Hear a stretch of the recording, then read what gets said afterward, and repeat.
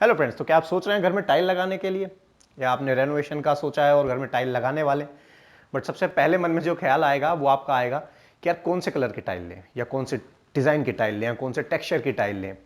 देखो, बहुत से इंटीरियर डेकोरेटर भी हैं, खुद टाइल वाले भी हैं, और आपका खुद का एक पर्सपेक्टिव पॉइंट ऑफ व्यू भी है कि नहीं यार ये टाइल मुझे ज़्यादा अच्छी लगेगी। तो मैं आज आपको ये नहीं बताने वाला हूं कि टाइल कौन सी लगानी है, मैं आपको ये बताऊंगा कि टाइल कौन सी नहीं लगानी है। क्योंकि देखो, टाइल के जो डिजाइन है वो बहुत सारे हैं, मतलब अनलिमिटेड डिजाइन है, इतने शेड्स हैं, इतने कलर्स हैं, जिसकी कोई लिमिट नहीं है। अगर आप मार्केट में जाओगे सबसे ज्यादा कंफ्यूज होते चले जाओगे।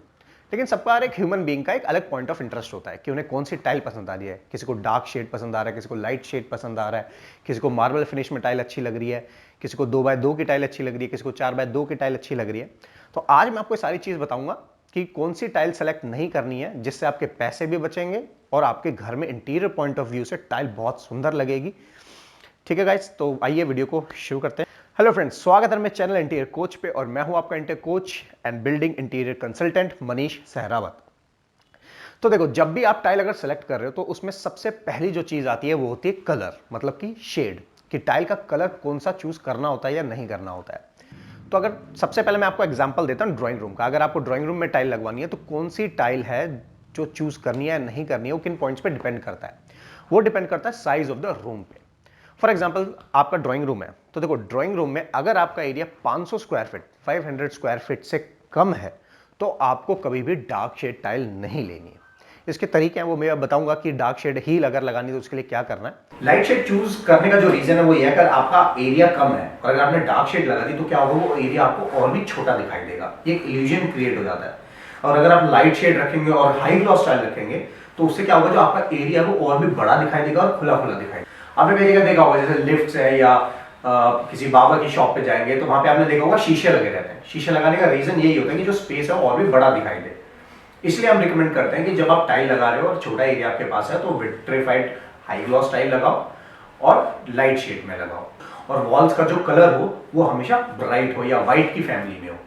और अगर आपने डार्क शेड लगा दिया तो रूम तो आपका पहले से ही छोटा है और आपको और छोटा वो दिखाई देगा, तो इसलिए हमेशा लाइट शेड रिकमेंड करें। अगर आपका 500 स्क्वायर फीट का एरिया से ज्यादा है तो आप लाइट और डार्क दोनों शेड में जा सकते हैं। बट डार्क शेड के कुछ फायदे और नुकसान है, क्योंकि डार्क शेड टाइल जब भी अच्छी लगेगी जब वहां पे चीजें कम रखी होगी। नहीं तो सपोज करो आपने डार्क टाइल भी लगाई और उस पर और पूरे ड्राइंग रूम को सामानों से भर दिया तो डार्क शेड की फील भी कहीं से नहीं आएगी। दूसरी चीज जो होती है, डार्क शेड टाइल अगर आप लगाने जा रहे हो तो उसके लिए वॉल हमेशा व्हाइट या व्हाइट की फैमिली में ही रखना है। अब दूसरी चीज आती है टेक्सचर। टेक्सचर का मतलब होगा कि जो आपकी टाइल की फिनिश आ रही है वो कौन सी फिनिश आ रही है। जैसे कि आपने फॉर एग्जांपल इटालियन फिनिश में है, या मार्बल फिनिश में है, ट्रेवेंटिनो फिनिश में है, रस्टिक फिनिश में है, ऐसे और भी बहुत से डिजाइन हैं जो अलग अलग उसमें आते हैं। तो टेक्सचर आपको चूज कौन सा नहीं करना है। टेक्सचर आप है तो बहुत सारे, आप चूज कर सकते हो कौन सा नहीं करना है। आपको वो टाइल कभी भी नहीं लेनी है जिस टाइल में जो टेक्सचर है वो बहुत हैवी है या लाउड है। उसका मतलब हो गया, जैसे अगर मैं बात करूं सिंपल, जो रेशे होते हैं, ठीक है, वो रेशे जो हैं वो बारीक होने चाहिए, ज्यादा हैवी ग्रेन्स नहीं होने चाहिए। क्योंकि अगर आपने टेक्सचर बहुत ज्यादा हैवी फील कर, मैं आपको फोटो में ये भी दिखा देता हूं, अगर आपने टेक्सचर ज्यादा ले लिया तो टेक्सचर में होगा क्या, आपका फ्लो ना बहुत बिजी दिखाई देगा, बहुत सब कुछ भरा भरा सा लगाई लेगा, जबकि आपका ड्राइंग रूम चाहे खाली हो।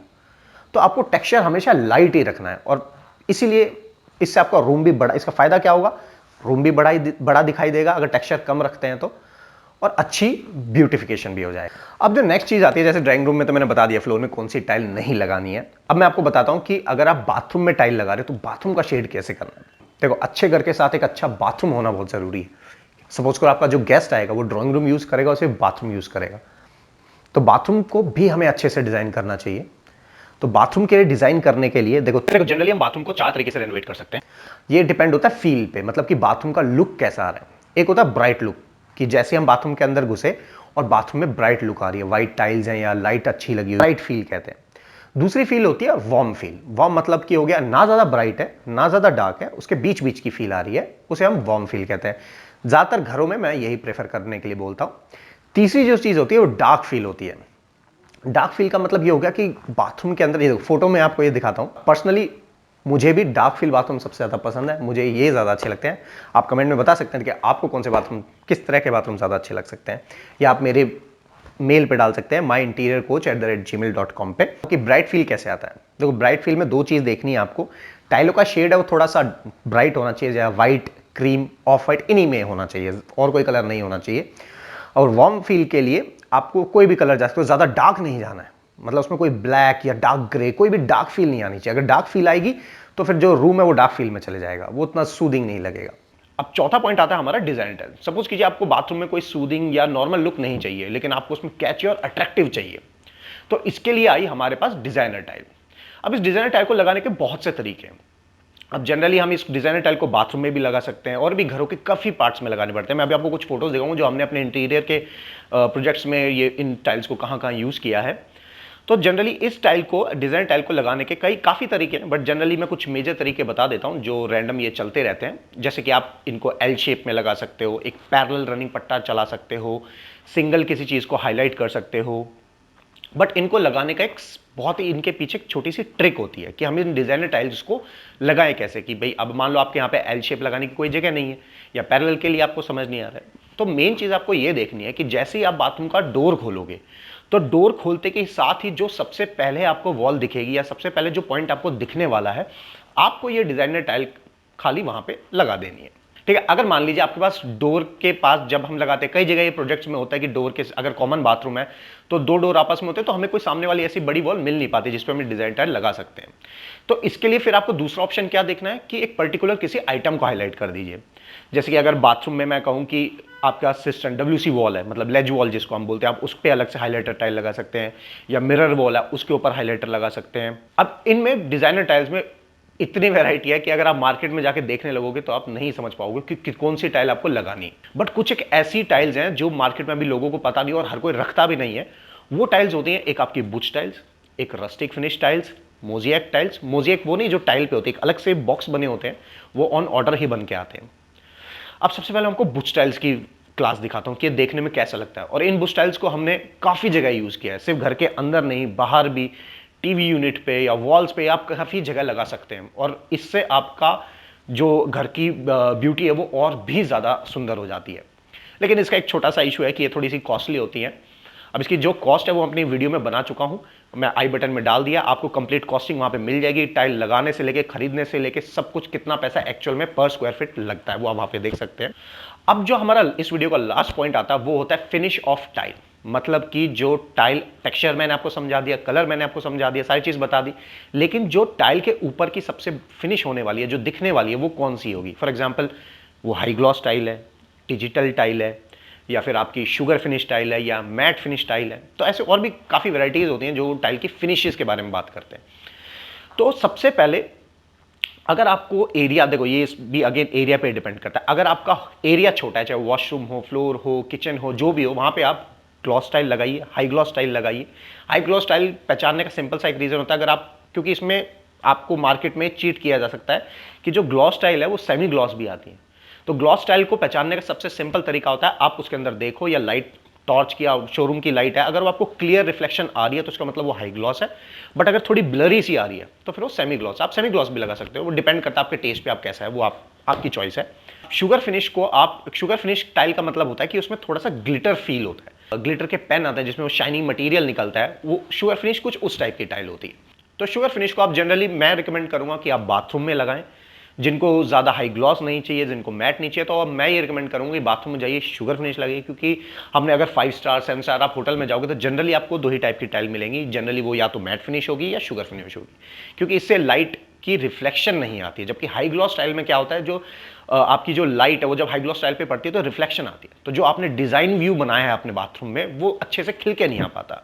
मैं आपको फोटो में दिखा देता हूं। तो कोशिश ये कीजिए कि शुगर फिनिश या मैट फिनिश में आए। बाकी आपका अगेन आपका पॉइंट है कि आप जैसी टाइल लगाना चाहे वो लगा सकते हैं। अगर ज़्यादा लाइट नहीं है आपके बाथरूम में तो आप वहाँ ये भी हाई ग्लॉस टाइल भी लगा सकते हैं, इससे आपका एरिया भी अच्छा दिखाई देगा। अब आते हैं रस्टिक फिनिश टाइल्स को। रस्टिक फिनिश टाइल्स को हम लगाते हैं अंदर हॉल एरिया में। मैं सीधा आपको फोटो दिखाता हूँ। अब हम आते हैं डिजिटल टाइल पे। देखो डिजिटल टाइल वैसे तो अब पुरानी है, मॉडर्न नहीं रही है, बट डिजिटल टाइल में एक नया कंसेप्ट आ गया है कि उस टाइल में आप चाहें तो अपनी फैमिली की या किसी भी चीज़ की उसमें फोटो डाल के और आप उस टाइल को भी प्रिंट करवा सकते हैं। इसके लेकिन ये बहुत महंगी पड़ती है, इसको कम से कम आपको 12 स्क्वायर फीट का एरिया देना होगा बनवाने के लिए, और 800 या 900 रुपये से इसकी स्टार्टिंग हो जाती है मार्केट में।